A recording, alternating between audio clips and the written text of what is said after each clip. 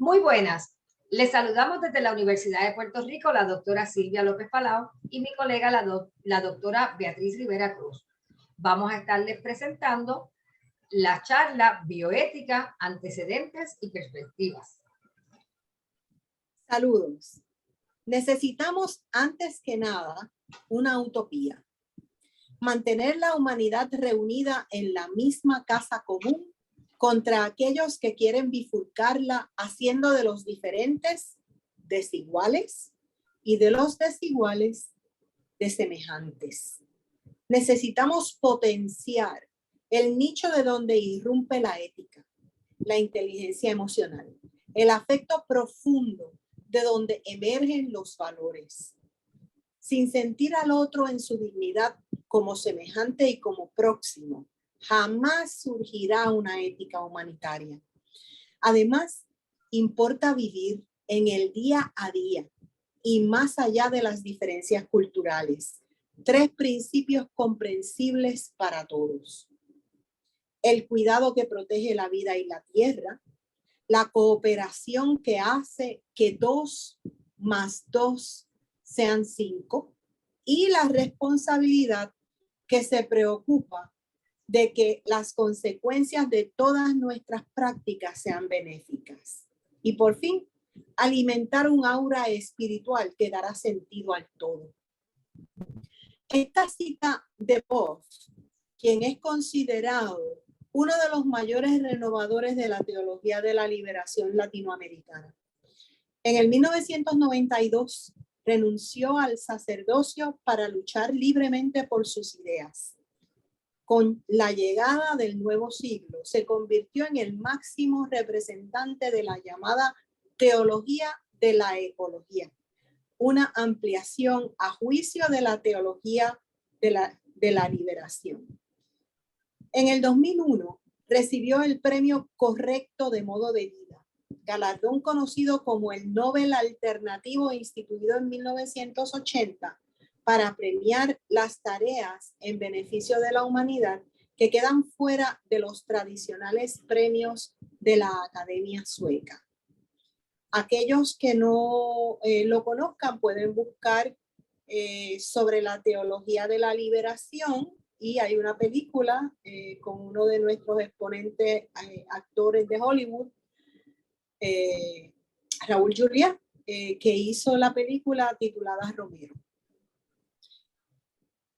En esta charla de hoy vamos a tener un espacio para reflexionar sobre el desarrollo de la bioética con 3 objetivos. Vamos a exponer los antecedentes de esta disciplina, contrastar los fundamentos de la perspectiva anglosajona y la latinoamericana y, sobre todo, reflexionar sobre la importancia de la bioética como herramienta para juzgar, denunciar y resolver situaciones que comprometen la vida en su concepción más amplia.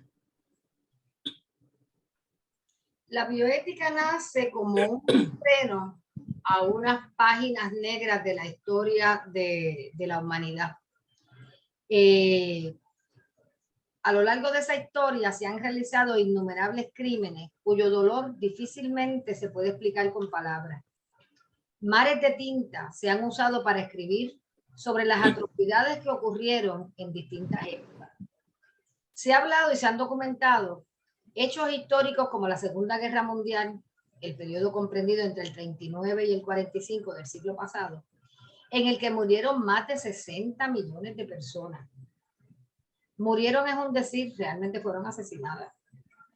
Durante el régimen nazi se cometieron incontables crímenes, entre ellos los realizados por científicos, médicos y empresarios. La experimentación nazi tenía 2 grandes finalidades: buscar y fabricar una mejora en la raza única aria y solucionar problemas surgidos durante la Segunda Guerra Mundial. Para llevar a cabo los experimentos se utilizaron a los prisioneros, convirtiendo los campos de concentración en centros de experimentación, en grandes laboratorios en los que nunca faltaron cuerpos para explorar y torturar.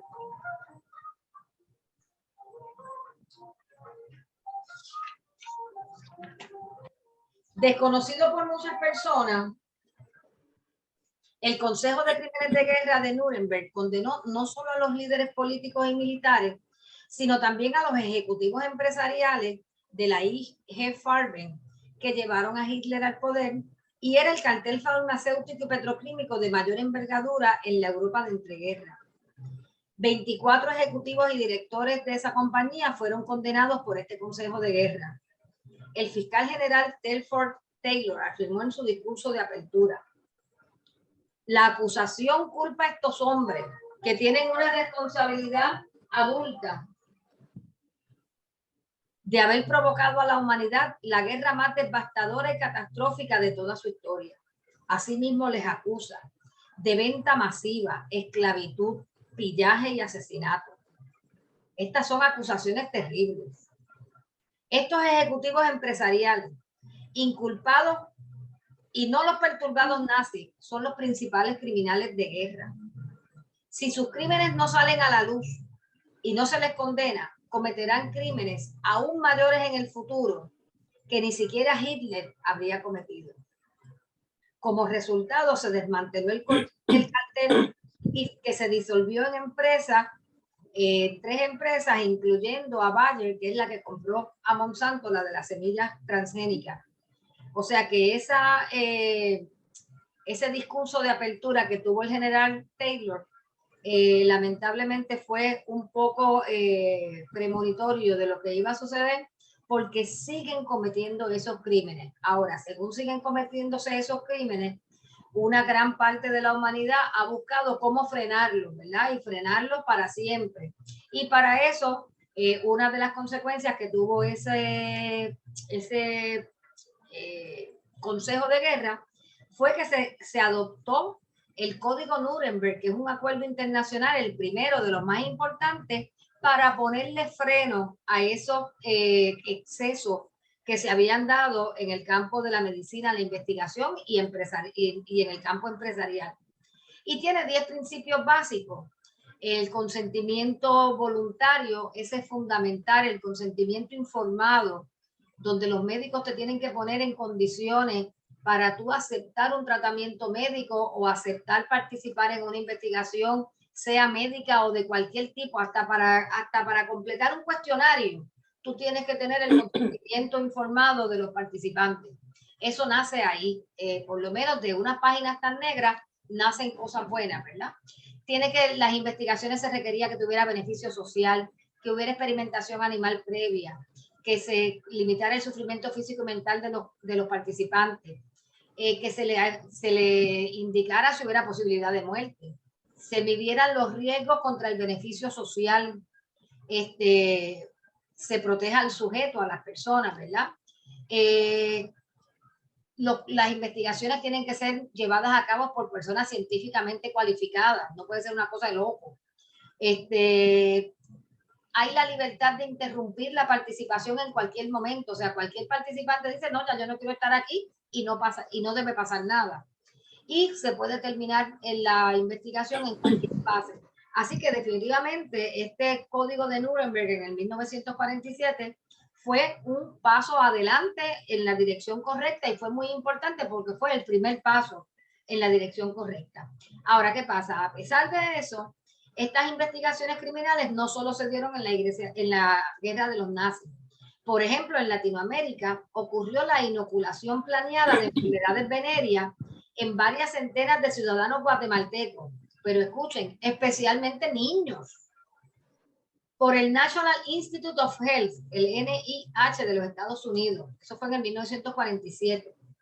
Pero a finales de los años 90, esa misma institución que la dirige actualmente Fauci, y es el que ha llevado la voz cantante con las imposiciones para manejar el COVID, llevaron a cabo un estudio de la utilización de antirretrovirales y placebo en estudios doble ciego con mujeres pobres, embarazadas y HIV positivas en 15 países, con el cobarde y significativo silencio de la bioética internacional, en palabras de Garrafa, un bioticista latinoamericano muy prominente y prestigioso.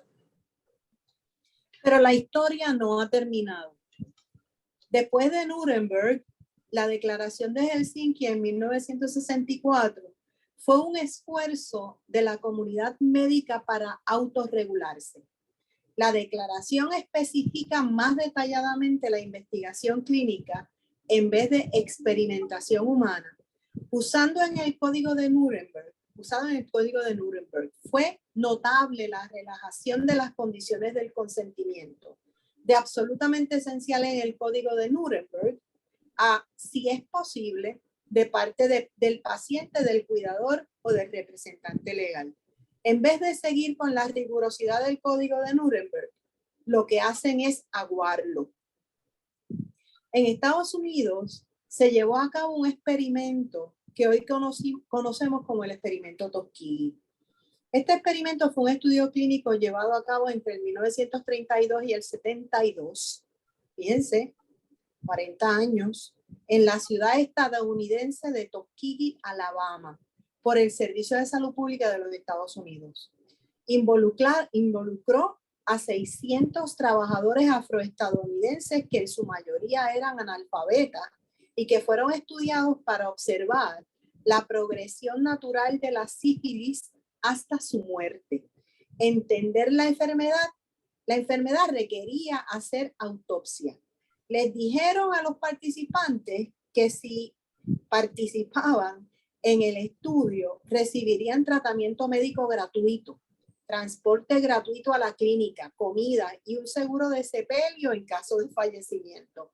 Cuando el experimento empezó, ya existía la penicilina, pero no se la hicieron disponible. Todo por el supuesto avance de la ciencia con relación a la sífilis. Pero en 1966, un investigador dio la voz de alarma expresando su preocupación por el estudio. Sin embargo, no fue sino hasta en 1972, 6 años después, que se termina con el horror del experimento Tuskegee.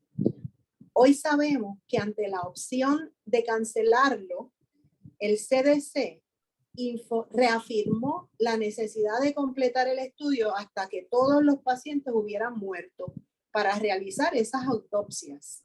Encontró apoyo para este horror en la continuación del estudio en las delegaciones locales de la Asociación Médica Nacional, que representaba a los médicos afroestadounidenses, y en la Asociación Médica Estadounidense. En 1997, el presidente Clinton pidió perdón y se compensó a los sobrevivientes, participantes y familiares que habían sido infectados a consecuencia del estudio, con $9 millones y la promesa de tratamiento médico gratuito. Too little, too late. Luego de los horrores del experimento Tuskegee y basado en el trabajo de la Comisión Nacional para la Protección de los Sujetos Humanos ante la Investigación Biomédica y de Comportamiento, el Departamento de Salud, Educación y Bienestar de los Estados Unidos revisó y amplió las regulaciones para proteger a los sujetos humanos. El resultado fue el informe Belmont, que identifica 3 principios fundamentales: autonomía, beneficencia y justicia, y 3 áreas principales de aplicación: el consentimiento informado, la evaluación de riesgos y beneficios y la selección de sujetos. Estos principios son una referencia esencial para las juntas de revisión institucional, que en inglés se llaman el acrónimo IRB, que revisan las propuestas de investigación con sujetos humanos. Eso nos incluye a nosotros en la Universidad de Puerto Rico. Con el paso del tiempo, la humanidad ha desarrollado múltiples teorías éticas. Cada una pretende determinar qué es lo correcto. Cada teoría tiene sus fortalezas, pero ninguna es capaz de dar todas las respuestas correctas en todo momento a todas las situaciones. Una de esas filosofías éticas es la bioética. La perspectiva anglosajona de la bioética descansa su base conceptual en 4 principios, mientras que la perspectiva latinoamericana incluye la bioética de la protección, de la intervención y de los derechos humanos. El siglo XX y el XXI han traído a la luz cuestiones absolutamente nuevas para la ética. La tecnología desarrollada de forma amplia y a una velocidad vertiginosa se volvió capaz de amenazar la propia vida presente y futura en el planeta.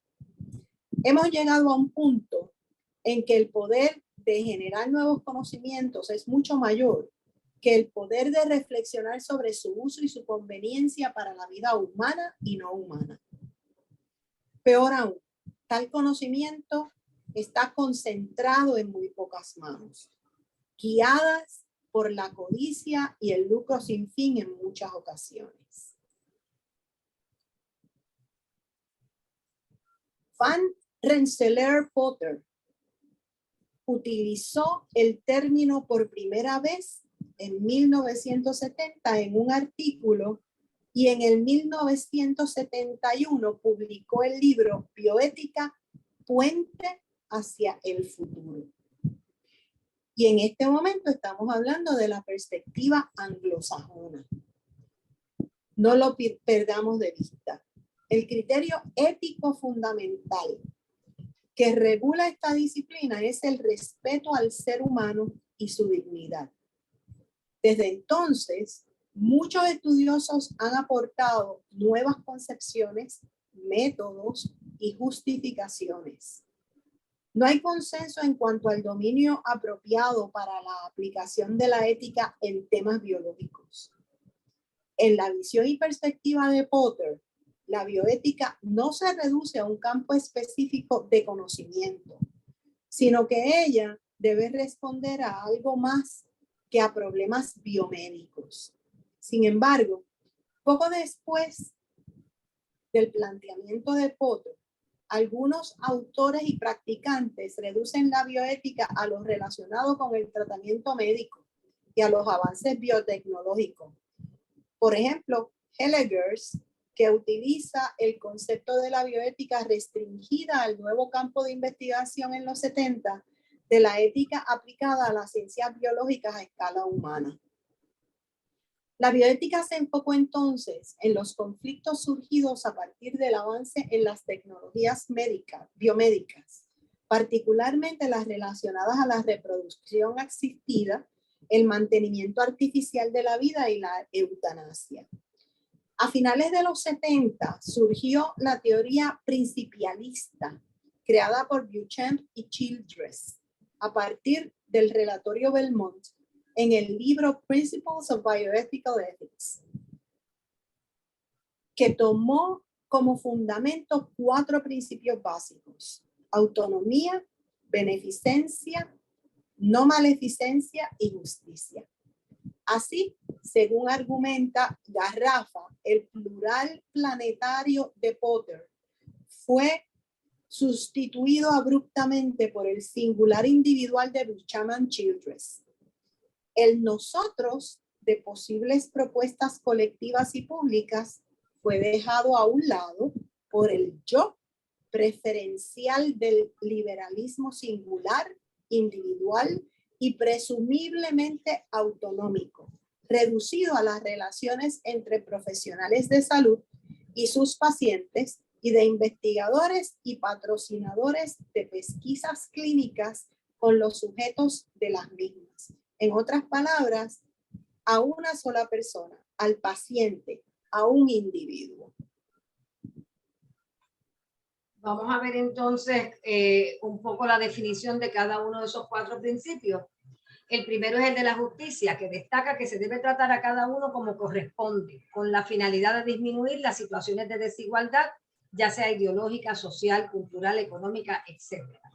Consta de un principio formal: tratar a los iguales igual y a los desiguales se trata desigual. El principio material es determinar las características relevantes para la distribución de los recursos y las cargas.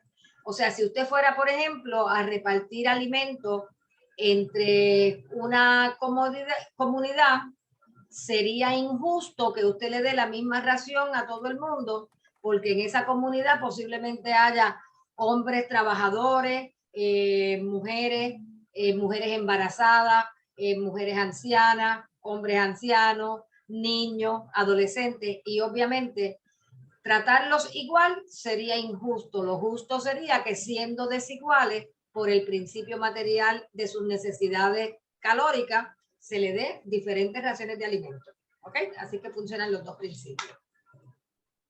El próximo, la no maleficencia.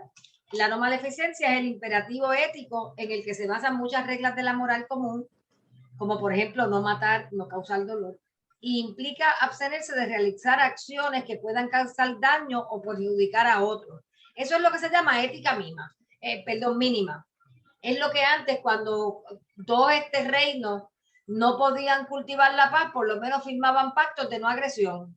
De mira, está bien, no podemos vivir en paz, pero por lo menos no nos agredamos, no nos hagamos daño. ¿Ok? A veces las acciones provocan algún daño para obtener un bien. Por ejemplo, una cirugía. Cuando tú le quitas un privilegio a un hijo que no hizo sus asignaciones, para que se ubique, ¿verdad? Pues ahí le estás de cierta manera causándole un daño, pero por otro lado es para un bien. Así que sería más propio decir que de lo que se trata es de no perjudicar innecesariamente a la otra persona. Yo me inclino más porque no se debe hacer daño nunca, ¿verdad? Pero bueno, vamos. La beneficencia. La beneficencia es la obligación de actuar en beneficio de otros, promoviendo sus legítimos intereses y suprimiendo mal.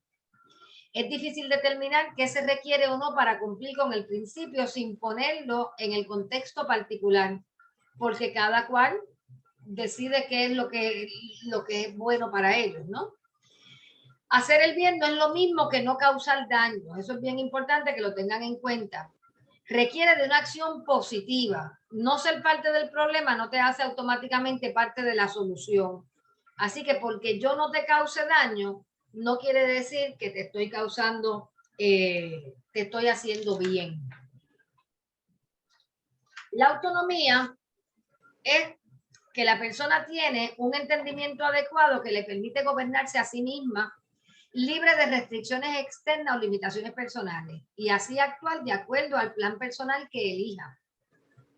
Respetar la autonomía de las personas implica propiciar el que los individuos tomen sus propias decisiones y reconocer y valorar sus capacidades y posturas, al igual que su derecho a tener sus propias opiniones y actuar de acuerdo a sus valores y creencias.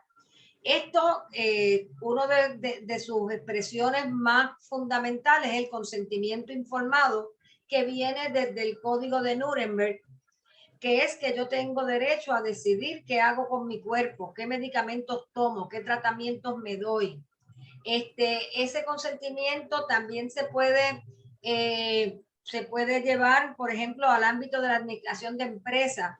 Tú tienes derecho a saber lo que estás comprando. Tú tienes derecho a pedir información sobre el producto o el servicio que quieres comprar. Y no te pueden, no puede haber, no puedes comprar a base de engaños. Tú tienes derecho a que se te diga la verdad y que se te diga, bueno, pues mira, ese carro te va a durar hasta que hagas el último pago. Cuando des el último pago se te va a embaratar, como pasa como suele suceder. Bueno, tú tienes derecho a saber qué materiales se usan en el producto, cuánto va a durar el producto, qué garantías tiene, ¿verdad? Cuánto me debe durar. Así que eso es parte de lo que es la autonomía en diferentes campos, pero comenzó con el consentimiento informado, que es que a mí los médicos me tienen que poner en condiciones para yo tomar una decisión sobre qué hago con mi cuerpo o no. ¿Ok? Entonces nos preguntaríamos, ¿desde qué edad uno tiene autonomía? Los voy a dejar unos segundos a que vayan pensando, porque les voy a poner un video muy cortito, breve, donde van a ir viendo expresiones de autonomía en diferentes escenarios para que ustedes lleguen a la conclusión desde qué edad tenemos autonomía. Aquí viene el videito.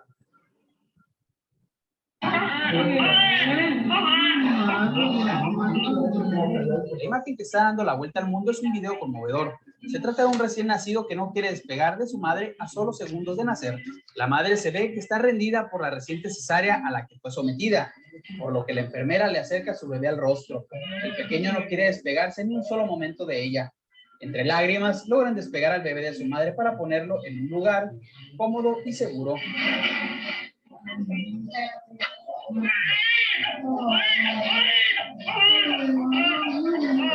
Capiru.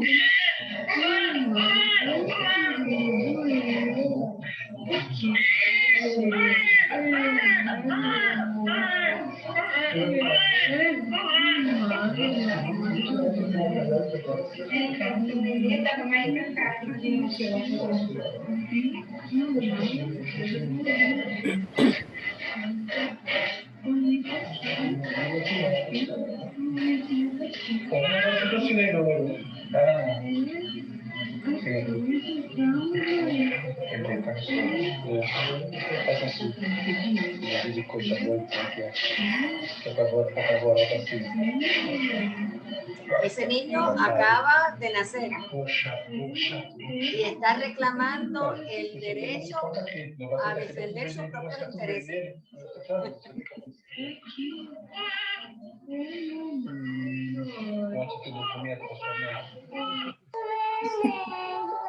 Esta fue la respuesta de la pequeña María, de apenas 7 años, cuyo video se ha convertido en uno de los más vistos de la web. La persona que está grabando a la pequeña es su propia madre, quien no deja de animarla a responder y dar sus explicaciones sobre su tan insólito deseo, aunque al principio no lo tiene muy en claro. ¿Usted quiere ser negra? ¿Por qué? ¿Y por qué você quer ser uma negra?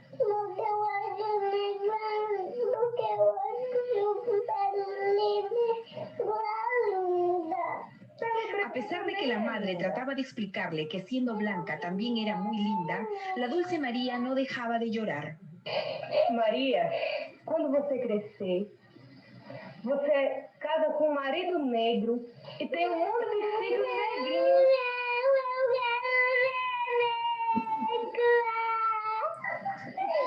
I don't want to marry someone if I don't have a job first. The man comes asking me, running out. No, I don't want to marry you yet. I want to have a job. And if he says, I will not come back to you, fine, I'll find a different man. This is my life. You better stop caring. Si algunas mujeres adultas pudieran decir eso, I'm ¿verdad? not going to do anything for you until I have my job. I don't care if I marry you. I don't care if I marry another man. I care if I do something that's special. I don't want to marry someone if I don't have a job first. Was that? That's all? Tá, mas como o seu nhoque de polvo? Este es brasilero también, ¿verdad? Sí. Esse povo não é de verdade, né? Então tá. Ele nem fala e nem cabeça tem. Ay, ¿qué hice? E né? Cadê a cabeça tem? Não tem cabeça. Isso aí é só as perninhas do polvo picada. E a cabeça tem tá no mar? Tá lá na peixaria. O monte cortou assim? Cortou. Por quê? Pra gente poder comer, porque senão a gente ia ter que engolir inteiro. Mas por quê? Pra comer, amor. Igual corta o boi, corta a galinha. A cainha? E quem come também? Ninguém come galinha? É, os animais. É? Este va a ser vegano. Vamos comer o nhoque. Come batata, então. Y como maneja su dilema ético. Tá. Envolver os animais. Tá bom. Y es un problema bioético porque se está planteando un problema sobre la vida y cómo nos relacionamos con otros seres. Os animais. Caiu os animais. Toca os animais. Está claro que son animales. Mas Y tiene la finca completa. Comeu animais. Eles morrem. Por quê? Pra gente poder comer, meu amor. Por que eles morrem? Não gosto porque eles morrem. Eu gosto que eles ficam em pé. Y feliz. Então, tá bom. Então a gente não vai comer mais não, tá bom? Tá. Esses animais tem que cuidar deles, não comer. Tá certo, meu filho. Então come a parte da batata e do arroz. Tá bom. Los pueblos originarios le llaman la doble crianza. Não tô chorando, não. Eu tô emocionada com você. Eu tô fazendo uma. El corazón. Então come. Não precisa comer o povo não, tá? Tá bom. Esa mamá tiene mucha inteligencia I emocional. do this all the time. And if I go at the Y esta mucha at the paciencia. house with the window, that has a toy, and then that has all his toys. Okay, but I have to yell at you guys. Linda, listen, And listen, you, listen, Linda, listen. okay, what? Like everything they do at this house, they can't touch everything at grandma's house. Ay, la Okay. abuela. Okay, then what? Then you're not listening to me. Then you're not listening to me. I asked you not to do something. Linda, but listen to me. Look at, if we do something, if you get that out, that bird thing off, you're gonna break it. Okay, but I'm asking, I'm letting you know that you cannot, no, I'm, you're not listening to me. Linda, Listen to me now. listen, Listen to me now. listen to No, you're not listening. I said no cupcakes. And you try to get cupcakes and you try to ask grandma. Linda, Didn't you? Linda, lick it, lick it, lick it. If we do something right out, just if we get closer, you can't even get them. You can burn your butt. What's gonna burn your butt? No, You and Kevin don't listen. So I have to give both of you guys pop-pows in your butt. but Linda, but Grandpa's gonna give it Papa in your butt. No, he's not. Yeah. I have to, you don't want me to hit Kevin or you don't want me to spank you? No, Why? because then nobody wants to spank me. Clarito, Then no I have to quiero que spank nadie Kevin. me pegue. But he made no Papa. He's your little pop-ups, but he doesn't listen. But Linda, honey, look at this. Right now, we can't do anything if we can't get everything out of the wall. If we're gonna break everything down. I'm not breaking anything down. I'm just letting you know Linda, you cannot look have it, cupcakes look it, for look dinner. it, Linda, like this thing, I never belong to you. Anything, they can't get anything and anything and anything. I'm done arguing with you. I'm not making it you. You need to listen to the things that I say because I'm the mom and I'm the Linda, adult. look it, listen to me. All the time they give them this thing, this thing, but they can't. I'm they can't done break- arguing with you. Linda, I'm done arguing. Ese es uno de los que a mí más me gusta y cada vez que lo veo me surgen cosas similares, pero cosas nuevas también. Esta es una familia que parece, están hablando inglés, pero parece que son, no son native speakers. Fíjense los nombres, Linda, Mateo. Y ese niño, una de las cosas más importantes que ha hecho en su reclamo de autonomía es despersonalizar a la mamá. Le quita la imagen de autoridad llamándola Linda. No es mami, la llama por su nombre. Como que estamos igual, ¿verdad? Estamos en el mismo plano. Y por eso tú dijiste ahorita, tiene mucha paciencia, definitivamente, porque nosotras no permitiríamos, ¿verdad? Y hubiéramos discutido ese aspecto. ¿Qué tú estás llamándome a mi Linda? Yo soy tu mamá. Y como un mientras vivas en mi reclamo, techo, y mientras vivas bajo mi techo, aquí como se un dice lo reclamo que yo de que diga. no tienes autonomía ninguna. Esa es parte. Realmente este es un video, chicos, muy impresionante siempre. Bueno, aquí están cayendo truenos y relámpagos. Si es que sigamos. A mí siempre me sobrecoge el nene vegetariano. Ese niño lo tiene tan claro y que debe tener a lo mejor ahí 3 años, pues todavía comen sillitas, o sea, y él tiene claro y cómo va él en su lógica diciendo, pero espérate, que estos son animales, ellos tienen cabeza. Y no solo eso, su concepción, los animales tienen que estar de pies y feliz. Y feliz. O sea, ese niño tiene una conexión con la naturaleza desde ya y como tú dijiste, una mamá muy inteligente que emocionalmente. le supo respetar su autonomía, ¿verdad? Bueno, pues seguimos. La definición de los 4 principios bioéticos es heredada de la filosofía política liberal. La autonomía se entiende como un atributo individualista de la razón y no como una capacidad que se alcanza a través de las relaciones comunitarias. Además, los otros 3 principios son entendidos con una lógica económica de un balance costo-beneficio. Por consiguiente, la bioética adoptada por algunos institutos estadounidenses sufre ya en el 1971 una reducción de su concepción potteriana original al ámbito biomédico. Y fue con la visión que se difundió por el mundo. La bioética anglosajona tiene un fuerte enfoque individualista.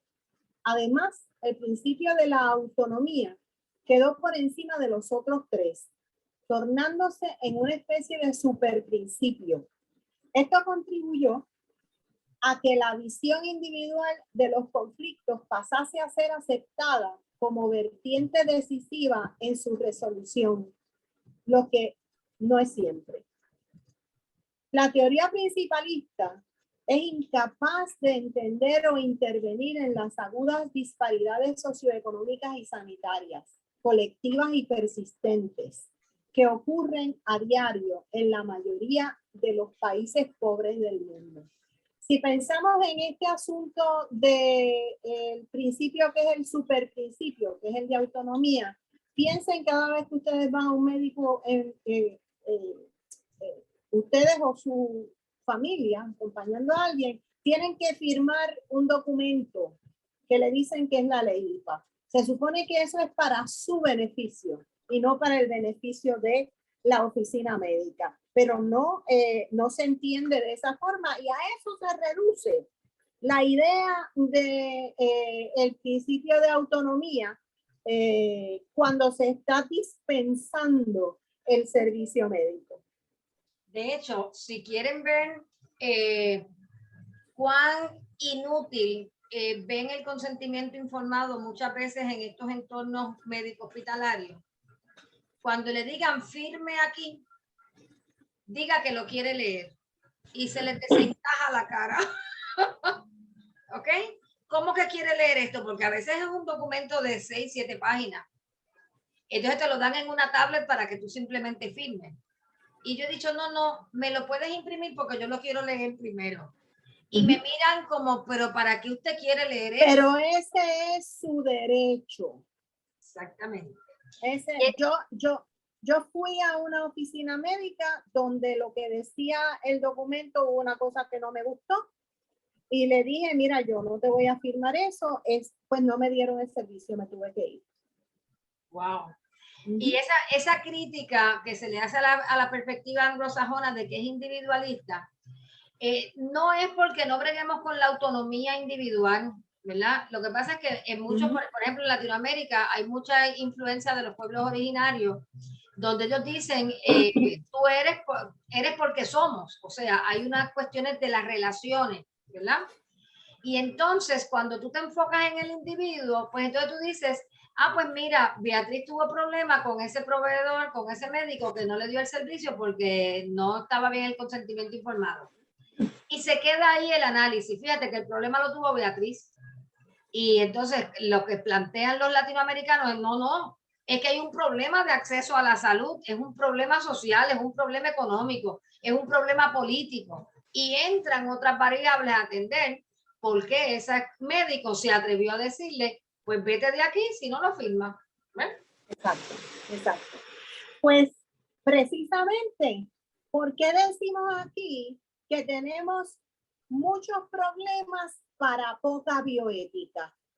Bueno, porque a pesar de las ideas iniciales de Potter en el 71, en defensa de la macropreservación de la vida humana y planetaria, la bioética se difundió por el mundo en los 80 y en los 90 como una propuesta restricta a los campos biomédicos y biotecnológicos a partir de los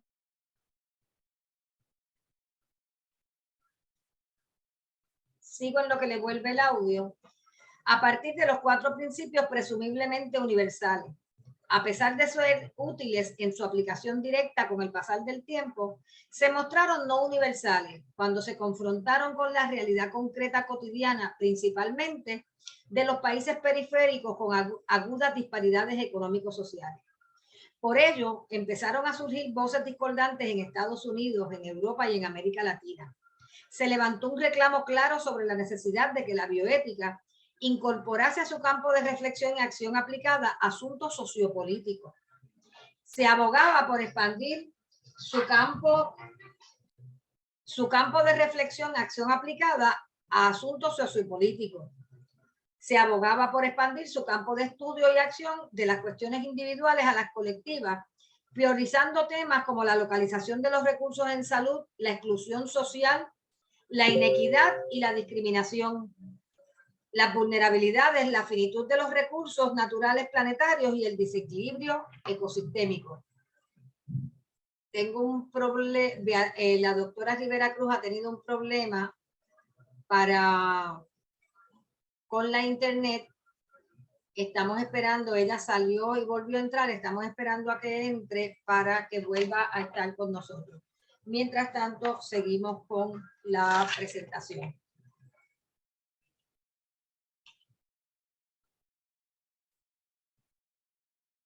Se me pasó. Ok. Entre los años 60 y fines de los 80, cuando la gran mayoría de los países de Latinoamérica sufrió procesos políticos dictatoriales de puño militar, en su mayor parte con apoyo de Estados Unidos. Esto es importante entenderlo para ver los antecedentes de cómo se desarrolla la bioética en Latinoamérica. ¿Ok? Ver qué estaba ocurriendo en esos tiempos. Y estaban en esas dictaduras. Esas dictaduras que fueron sangrientas por medio de los más sórdidos e inhumanos mecanismos de represión y tortura, dieron como resultado miles y miles de víctimas inocentes en Argentina, Bolivia, Brasil, Chile, El Salvador, Guatemala, Nicaragua, Paraguay, Perú, Uruguay, por mencionar algunos.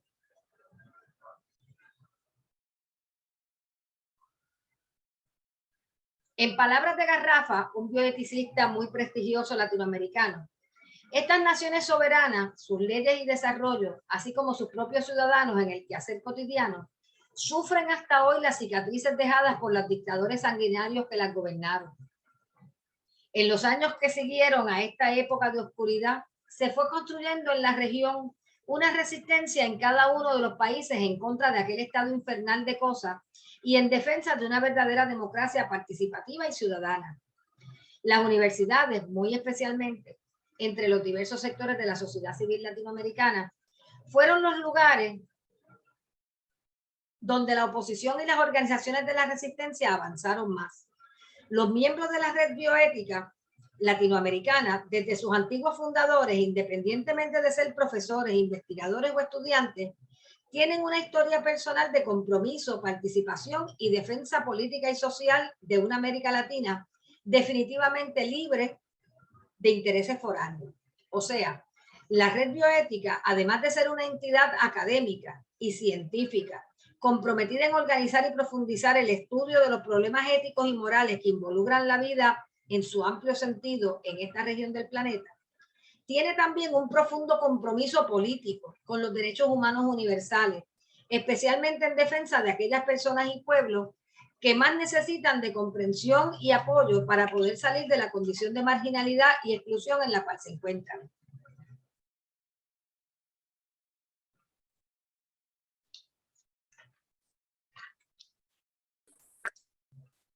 Volvemos a tener a Beatriz, a la doctora Rivera Cruz.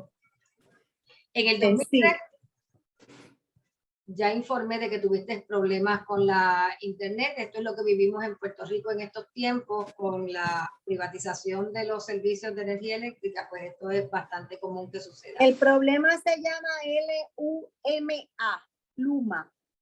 Exactamente. Y no vamos a seguir abundando ahí.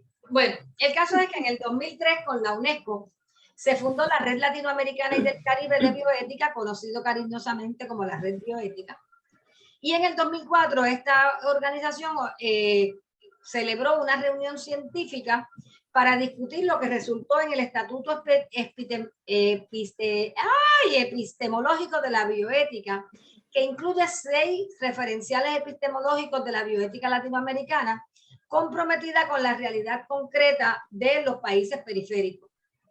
La no universalización de las diferentes situaciones.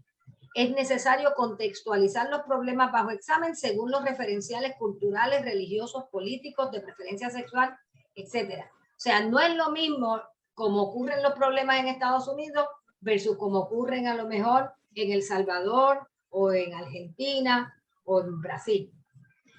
El respeto por el pluralismo moral, a reconocer la posibilidad de soluciones distintas para el mismo problema, con múltiples interpretaciones de la realidad o conceptos. Implica que los sujetos con variadas ideas morales pueden coexistir pacíficamente, tolerando y respetando sus diferencias. 3. Debe haber un nuevo núcleo de conocimiento necesariamente multi, inter y transdisciplinar.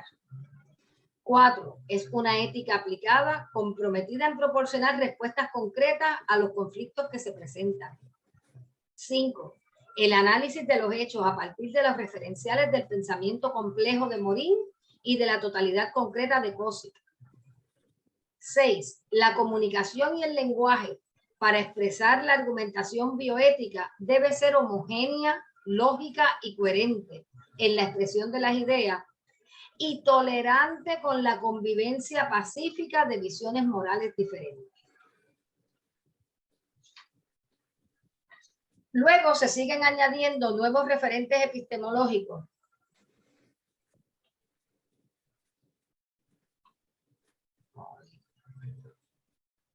Y estos referentes epistemológicos son los 3 componentes de la perspectiva latinoamericana que mencionamos al inicio cuando estábamos iniciando la comparación con la anglosajona. Esos referentes epistemológicos incluyen la bioética de la protección de Schramm y Cotto, que busca salvaguardar la integridad física, psíquica, social y los bienes de las personas y atiende los conflictos y dilemas morales a los que se enfrentan por la salud pública. La bioética de los derechos humanos de Tealdi, que busca reconocer aquellas obligaciones institucionales que se deben exigir para el bien de la sociedad, como el acceso a la salud. La bioética de la intervención de Garrafa y Porto está comprometida con los más vulnerables, defendiendo el ámbito público o colectivo, la priorización de las políticas que privilegien el mayor número de personas y en el ámbito privado e individual, la búsqueda de las soluciones viables. Silvia, si quieres poner el próximo slide, porque estamos en el que no es. Se proponen estos como herramientas para enfrentar los avances científicos y tecnológicos en el ámbito de la salud pública, llamadas las 4P. Prudencia con relación a los avances, prevención de los posibles daños, precaución frente a lo desconocido y protección de las personas socialmente excluidas, los más frágiles y vulnerables.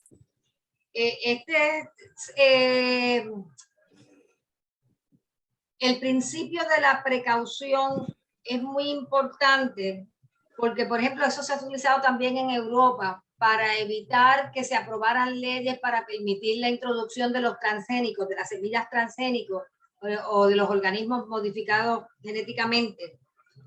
Porque es como decir, mira, todavía esto es una tecnología muy nueva, no sabemos qué efectos puede tener a largo plazo. Vamos a cogerlo con calma, vamos a irlo estudiando y poco a poco vamos viendo, y si hay que entonces relajarlo más adelante, pues se relaja, pero mientras tanto, precaución. Y es uno de los principios que se salta mucho, y porque hay una cosa nueva ya se acepta. Por ejemplo, los daños que puede causar la tecnología 5G no están estudiados y sin embargo ya estamos sembrados de antenas donde quiera, ¿verdad? Y sí, la conectividad tiene sus ventajas, como se podría hacer esta charla y que después la puedan ver en su casa o en sus oficinas, las personas a su ritmo. No hay duda de que es una ventaja. Ahora, tenemos que tener computadoras todos, tenemos que tener todos celulares, tenemos que cambiarlo todos los años. Hay que ver. Y ahí viene ver la cuestión de la precaución. Vamos a estudiar esto un poquito más antes de que tomemos las decisiones, pero normalmente lo que se está haciendo es que se toman las decisiones y luego se investiga. Y ese no debe ser el orden correcto.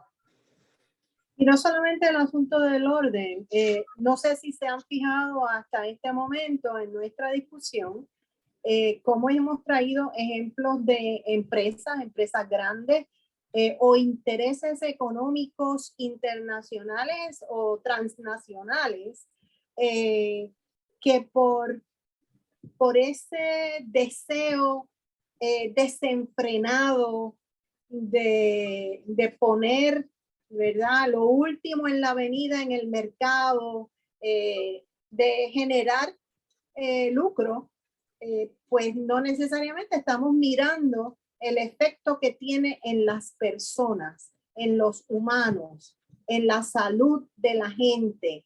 Y eso es parte de lo que nosotros queremos plantear con el tema de la bioética, que incide directamente sobre las acciones de las empresas. Y le añado que no solo es la salud y el bienestar humano, porque la salud y el bienestar humano se da en nuestra relación con los otros y lo otro. Y es con las cosas que tienen vida y no vida, porque los ríos son importantes, aunque aparentemente no tuvieran vida, pero ahí se reproduce la vida. Entonces, la bioética, como la ética de la vida en su concepción más amplia, tiene que bregar también con todos estos problemas de cómo afecta a los humanos y al entorno, pero al entorno en su concepción más abarcadora y más incluyente posible. Ya hemos visto todo la conceptualización de la bioética cronológicamente. Empezamos al inicio de los años 70 con Potter, que es el que plantea el concepto de una disciplina que, dicho sea de paso, es una disciplina nueva, porque hay disciplinas que tienen siglos. Pero en el 2005 se desarrolla la Declaración Universal sobre Bioética y Derechos Humanos. Y esta declaración redefinió la bioética del siglo XXI, ampliando su agenda al incorporar con igual importancia los temas sociales, sanitarios y ambientales. La nueva agenda adquirió el perfil temático y epistemológico defendido por los países periféricos, dándole más visibilidad política a nivel mundial. Se amplió sustancialmente el campo de actuación de la disciplina, incorporando temas como la exclusión, la universalidad del acceso de las personas a los cuidados de calidad y medicamentos esenciales, la protección de la biodiversidad y la distribución de los beneficios derivados del avance científico-tecnológico, entre otros. ¿Cuáles entonces son las diferencias primordiales entre ambas perspectivas? la anglosajona y la latinoamericana. El acceso a la salud como un derecho universal es ignorado por la fundamentación anglosajona de la bioética. En segundo lugar, aunque se reconozca la importancia de los 4 principios, se entiende que no son universales y por lo tanto son insuficientes para abordar los macroproblemas que ocurren en variadas partes del planeta, con mucha diversidad geográfica, política, social, económica y cultural. O sea, aquí no hay un molde. Aquí hay que ver las distinciones y las diferencias para tratar a los diferentes y a los iguales. La bioética anglosajona, en tercer lugar, es primordialmente descriptiva de conflictos, de problemas, de situaciones que necesitaban de juicio ético. O sea, una bioética neutro con relación a las cuestiones colectivas y por lo tanto de interés de la mayoría de las personas y pueblos, según Garrafa. Evita entrar esta bioética anglosajona críticamente en el centro y las causas de las cuestiones. Estas concepciones conservadoras de la bioética no consideran las desigualdades y la exclusión social, mientras que la perspectiva latinoamericana aporta nuevas referencias teóricas y metodológicas con diferentes formas de actuación práctica emancipatoria y libertadora, según plantea Garrafa. En cuarto lugar, hay un enfoque individualista versus el enfoque colectivista. Eso, pues, podemos estudiarlo un poco más, especialmente si estudiamos, ¿verdad?, las dimensiones en las que las culturas se diferencian. Y en quinto lugar, el campo de acción es limitado al ámbito bioético y biotecnológico en la perspectiva anglosajona versus en la perspectiva latinoamericana, donde es amplio ese campo de acción e incluye los derechos humanos y la protección a los vulnerables.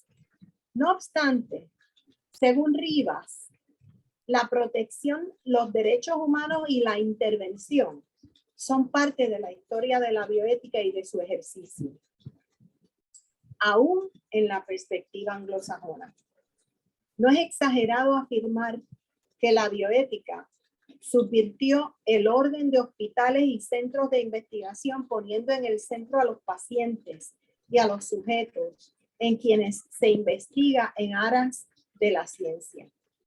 La bioética tuvo y tiene que proteger a los vulnerables y hacer valer sus derechos, así como tuvo y debe seguir haciéndolo que intervenir cuando se pasó por encima de la dignidad de los seres humanos, tanto en la atención médica como en la investigación. De nuevo, el ejemplo del experimento Tuskegee.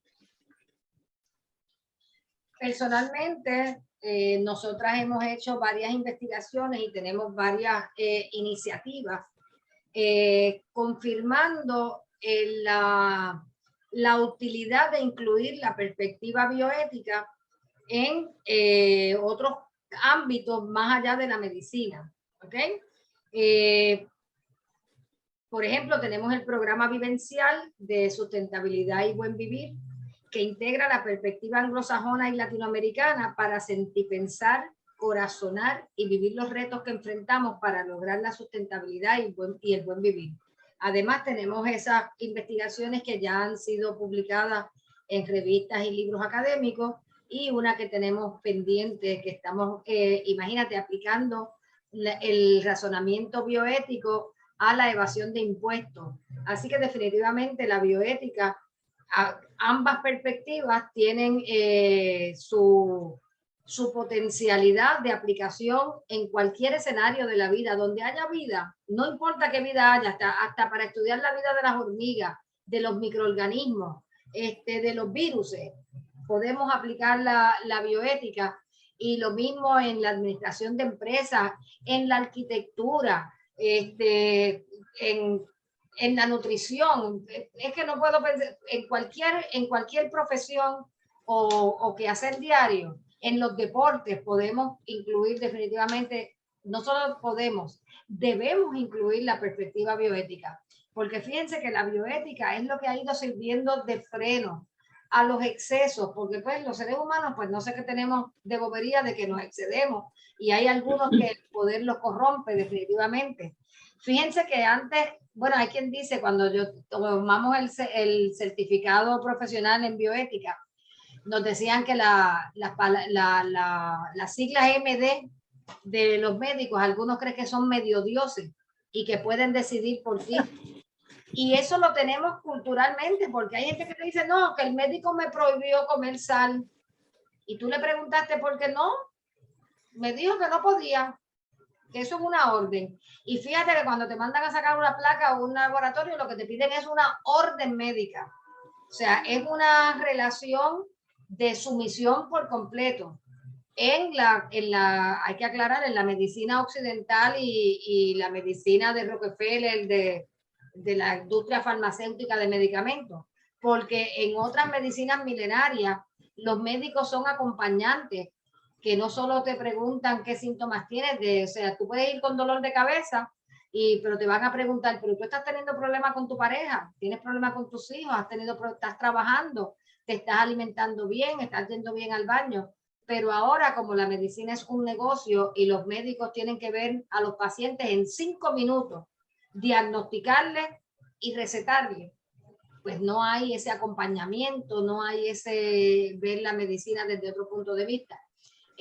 Así que imagínense si eso es lo que tenemos ahora, con todos estos avances que se ha dado de la bioética por mucha gente comprometida tratando de avanzarla, ¿verdad? De desarrollarla. ¿Qué tendríamos si no fuera así? O sea, ¿hasta dónde hubieran llegado los excesos? Fíjense que la investigación de Tuskegee fue los otros días y duró 40 años a la vista de todo. Claro, fíjense que en ese momento había una asociación americana de médicos y una asociación americana de afroestadounidenses. O sea, había la segregación entre blancos y negros. Pues en esos entornos sociopolíticos, pues no es que fuera natural, es que era entendible que se dieran este tipo de situaciones, porque a nadie le importaba que estuvieran matando a 600 negros pobres. Están de más. Así que parte de la bioética es empezar a volver a sentir a las personas, etcétera. Y como dicen, acorazonar, es poner el corazón en nuestro razonamiento también, porque a veces el razonar solo no basta, ¿verdad? Con esto estaríamos concluyendo nuestra presentación. Quiero decirles que algunas referencias no se pusieron por la simplicidad de la presentación, por mantener la simplicidad, pero pueden escribirnos a estos correos y con gusto le mandamos la bibliografía que hemos utilizado. Igualmente, los dibujos y las pinturas que acompañan esta presentación son de uso común, pero muchas de ellas las podrán distinguir que son del pintor Mamani Mamani, un pintor boliviano que ha plasmado en su trabajo la relación con la naturaleza y con la Pachamama de una forma que a mí me encanta, muy alegre, muy colorida, y pues decidimos acompañar esta presentación con esas pinturas para mantenerlos también de que tenga un componente estético esta presentación. Ahí les dice cómo citar esta presentación en caso de que la fueran a utilizar, lo que nos encantaría.